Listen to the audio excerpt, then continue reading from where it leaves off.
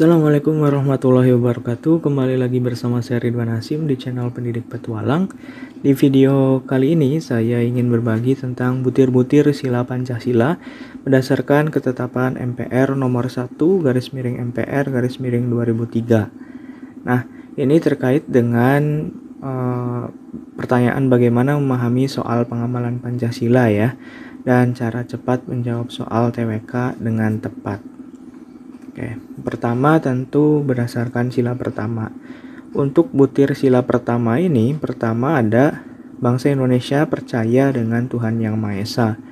Kedua, percaya takwa sesuai ajaran agama masing-masing. Ketiga, menghormati dan kerjasama antar pemeluk agama. Keempat, kerukunan hidup antar umat beragama. Kelima, agama atau kepercayaan, hubungan pribadi manusia dengan Tuhan. Keenam, bebas menjalankan ibadah. Ketujuh, tidak memaksakan agama dan kepercayaan. Jadi kunci untuk sila pertama adalah negara tidak mewakili agama tertentu, tetapi negara harus memfasilitasi, melindungi, dan menjamin keamanannya jika warganya dalam melaksanakan ajaran agama karena keyakinan dan kesadaran sendiri. Ajaran agama harus dilaksanakan dengan penuh toleransi dan keadaban. Jadi untuk sila pertama ini relatif lebih mudah ya menentukannya karena jelas berhubungan dengan bagaimana hubungan manusia dengan Tuhan dan manusia dengan manusia dalam konteks mereka atau dia sebagai makhluk Tuhan yang beriman dan bertakwa, sehingga bagaimana dalam menjalankan hubungan atau ajaran agama itu bisa menjalin suatu hubungan yang berkeadaban ya. Oke. Sila kedua, butir yang pertama yakni memperlakukan manusia sesuai dengan harkat dan martabat. Kemudian kedua, kesamaan derajat, hak, kewajiban asasi tanpa membedakan suku, keturunan, agama, kepercayaan, jenis kelamin, kedudukan sosial, warna kulit, dan sebagainya. 3. Saling mencintai sesama. 4. Tegang rasa. 5. Tidak semena-mena kepada orang lain. 6. Menjunjung tinggi nilai kemanusiaan. 7. Gemar melakukan kegiatan kemanusiaan. Nah, untuk poin 1 sampai 7 ini relatif lebih mudah karena berkaitan dengan nilai-nilai kemanusiaan atau humanisme. Ya, bagaimana kita sebagai warga negara bisa menjalin suatu hubungan yang bisa memanusiakan manusia lainnya. Sedangkan untuk poin 8, membela kebenaran dan keadilan, ini sesuai dengan amanat dari Undang-Undang Dasar khususnya dalam pembukaan. Karena di sila kedua juga jangan lupa bunyinya adalah kemanusiaan yang adil dan beradab, sehingga ada nilai keadilannya juga, meskipun ini harus dipahami dalam suatu konteks atau kasus tertentu ya. Jadi tidak semua hal tentang keadilan ada di sila kedua. Oke, kemudian 9. Bangsa Indonesia bagian dari seluruh umat manusia. Dan 10. Menghormati dan kerjasama dengan bangsa lain. Untuk poin 9 dan 10 ini sesuai dengan amanat dari pembukaan Undang-Undang Dasar atau dijabarkan lebih lanjut dalam pembukaan Undang-Undang Dasar ya, khususnya untuk alinea pertama dan keempat. Nah, kuncinya di sini adalah ada kata setiap warga negara mempunyai kedudukan yang sama terhadap Undang-Undang Dasar.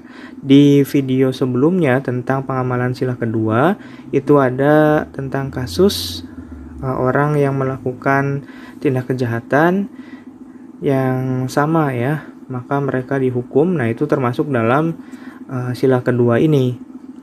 Nah, kuncinya ada di sini. Kemudian setiap warga negara mempunyai hak dan kewajiban yang sama. Artinya ada hak dan kewajiban yang sama antar warga negara. Kemudian setiap warga negara dijamin hak serta kebebasannya yang menyangkut hubungan dengan Tuhan, artinya ini tentang agama. Kemudian dengan manusia, ini sosialisasi ya. Kemudian dengan negara, dengan masyarakat, dan menyangkut pula kemerdekaan menyatakan pendapat dan mencapai kehidupan yang layak sesuai dengan hak-hak dasar manusia. Oke, di akhir nanti akan saya jelaskan lebih runtutnya. Yang terpenting untuk kawan-kawan sekalian adalah bisa memahami dulu tentang butir-butir yang ada dalam setiap silanya. Boleh sambil di screenshot atau mungkin sambil mencatat ya. Silahkan. Sila ketiga, butir pertama, kepentingan bersama di atas kepentingan pribadi dan golongan. 2. Rela berkorban untuk negara. 3. Cinta tanah air. 4. Bangga atas bangsa tanah air. Nah, untuk poin 1 sampai 4 ini tentang nasionalisme. Bagaimana kita sebagai warga negara Indonesia menjunjung tinggi semangat mencintai tanah air Indonesia. Dan tentu ketika kita mencintai tanah air Indonesia, maka kita harus mengutamakan kepentingan umum di atas kepentingan pribadi atau golongan. Nah, untuk poin kelima, ketertiban dunia berdasarkan kemerdekaan, perdamaian abadi, dan keadilan sosial. Ini termasuk dalam amanat dari pembukaan ya. Kemudian poin 6, persatuan dasar Bhinneka Tunggal Ika. Nah, ini sesuai dengan prinsip persatuan kita karena terdiri dari beragam suku bangsa. Ketujuh, pergaulan demi persatuan dan kesatuan bangsa. Jadi bagaimana menciptakan pergaulan sesama anak bangsa ini, tapi justru untuk mempersatukan, untuk semakin mempersatukan bangsa kita. Dengan tidak mengenal satu sama lain, dengan sama menjadi warga negara Indonesia, kita bisa mengenal satu sama lain, meskipun berbeda. Jadi kunci untuk sila ketiga ini berkaitan dengan rasa nasionalisme yang dijabarkan juga dalam pembukaan alinea keempat ya, khususnya yang poin kelima itu. Sila keempat, butir-butirnya pertama, adanya kedudukan, hak, dan kewajiban yang sama. Ini mirip-mirip dengan yang kedua, tapi nanti kita akan lihat. Kemudian poin 2, tidak memaksakan kehendak. 3. Musyawarah untuk kepentingan bersama. 4. Musyawarah, kemudian mufakat dan menghasilkan aspek kekeluargaan. Kelima, menghormati, menjunjung keputusan musyawarah. 6. Dalam musyawarah mendahulukan kepentingan bersama. 7. Musyawarah berdasarkan akal sehat dan hati nurani. 8. Keputusan musyawarah menjadi tanggung jawab moral, benar, adil, dan persatuan. Kemudian 9, wakil rakyat harus mengutamakan permusyawaratan. Oke, jadi untuk kunci dari sila keempat ini berkaitan dengan demokrasi Pancasila. Dengan prinsip adalah hikmah kebijaksanaan. Nah, untuk poin pertama, adanya kedudukan, hak, dan kewajiban yang sama, ini khusus atau dalam ruang lingkup demokrasi Pancasila itu sendiri. Misalkan ketika kita akan melaksanakan suatu musyawarah, maka setiap anggota yang hadir di situ boleh mengemukakan pendapatnya karena itu merupakan hak yang dimiliki oleh dia karena merupakan anggota yang hadir. Juga kewajibannya harus dilaksanakan, misalkan mengikuti hasil musyawarah dan memiliki kedudukan yang sama. Ya, nah itu untuk sila keempat yang dimaksud kedudukan, hak, dan kewajiban dalam konteks demokrasi. Ya, atau dalam pemilu misalkan. Nah itu jadi kawan-kawan bisa membedakan meskipun dalam pembahasan hak asasi, tapi untuk kasus tertentu ini beda-beda tergantung bagaimana kasusnya ya.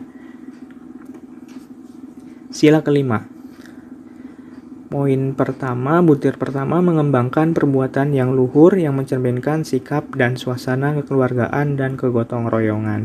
2. Mengembangkan sikap adil terhadap sesama. 3. Menjaga keseimbangan antara hak dan kewajiban.